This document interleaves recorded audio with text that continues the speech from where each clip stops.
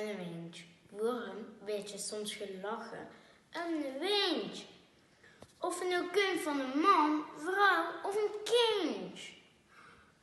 Het is toch puur natuur?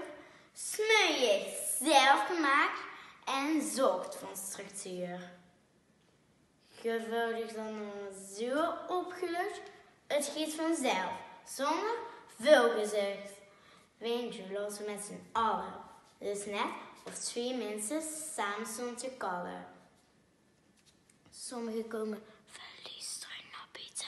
Er zijn er ook die piepen, fluiten of toeten. Egal wem dit, broedig aan of broed. Als het klaar is, moet het eruit. Er is geen plaats meer in de kleine boek.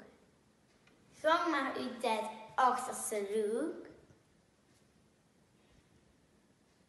Iedereen kan meegenieten. De rechter en ook de linkerbuur. Kniep die billen nog niet bijeen. Zo'n verlichting is toch super fijn. Zeg gewoon sorry, ik heb het gedaan. Maar in vervolg zou ik naar buiten gaan.